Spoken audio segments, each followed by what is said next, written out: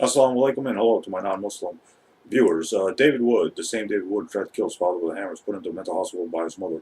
Uh, Made some videos a little bit ago about Islam and slavery and how Islam supposedly allows slavery and there's racism in Islamic slavery and stuff like that. Well, all this is false.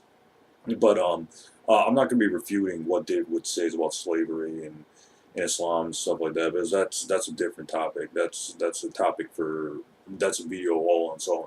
I'm just this the whole point of this video is to show that David Wood's being inconsistent, that you can find slavery not only in the Old Testament but in the New Testament as well, and Christians have to, especially Protestant Christians, have to follow the Bible because they're sola scriptura, et cetera, et cetera. So, anyways, I'm going to be playing a short clip from an animated video, from an animated Christian video that shows that um, Paul was the author of the majority of the New Testament, says that slaves should return to their masters, and Paul was pro-slavery.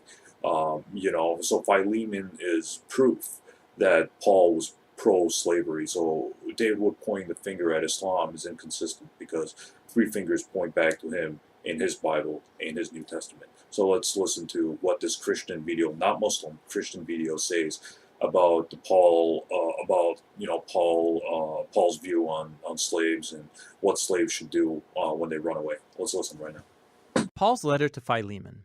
It was written during one of Paul's many imprisonments, and it's actually his shortest letter in the New Testament. But don't let its size trick you. It's actually one of the most explosive things that Paul ever wrote. Here's the backstory that we can piece together from details within the letter.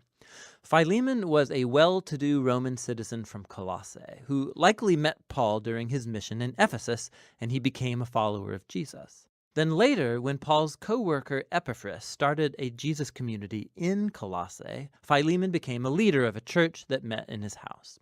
Now, Philemon, like all household patriarchs in the Roman world, owned slaves, one of whom was named Onesimus. And at some point, these two had a serious conflict. Onesimus wronged Philemon in some way. Maybe it was theft, or maybe he cheated him, we don't exactly know. But afterwards, Onesimus ran away. Eventually, Onesimus came to Paul in prison, likely to appeal for help.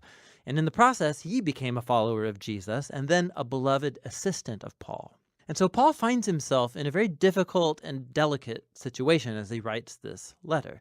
He's going to ask Philemon not just to forgive Onesimus and receive him back, but to embrace him as a brother in the Messiah and no longer as a slave, which moves Paul on to his request. He finally brings up Onesimus.